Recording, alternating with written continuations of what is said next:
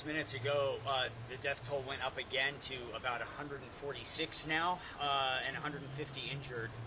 So it has essentially almost tripled since I arrived here on the scene a few hours ago. It's kind of evolved. The scene here was quite chaotic. I was walking past people, in their Halloween costumes, on the phone, in tears, letting their family members know they were okay. A lot of those people have now left. They've actually brought in buses to bring people home, and the government has been sending out these emergency alerts by text message asking people to leave this area. There has been an increase, though, in the number of emergency personnel, like these police officers here, firefighters, paramedics, now numbering more than 1,700.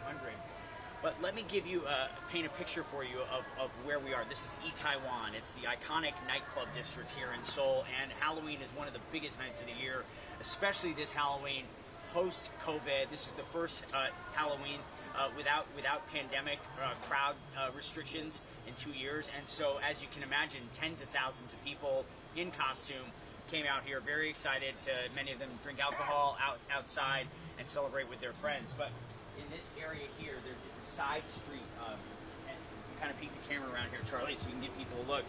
You can see how narrow it is. And we have pictures that I posted on my Twitter. I don't know if you guys have it, but basically there were thousands and thousands of people jam-packed into this very, very tight area. Packed so tightly that we've been given a description essentially that people were piled up over each other. And so some of the injuries, people who fell were crushed. There were people who called, more than 80 calls from people complaining that they actually couldn't breathe, they were suffocating, and a number of the victims died from cardiac arrest because their hearts simply stopped. And out on the street here, now it's empty, but this is one of the areas where on social media there were videos of people just lined up down this sidewalk, lying there lifeless, with paramedics, friends, desperately trying to perform CPR and to revive them, but because some of these people were just so badly hurt, the number of dead has continued to go up. Every time that we get an update, the death toll has continued to rise because the injuries in this crush were just so horrific. And this has risen to the level of a national disaster here in South Korea. The president convened an emergency meeting.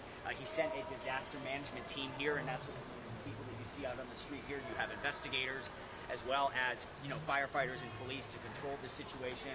The roads here have been blocked off. This whole area has been blocked off. We're trying to get all of the Halloween partiers out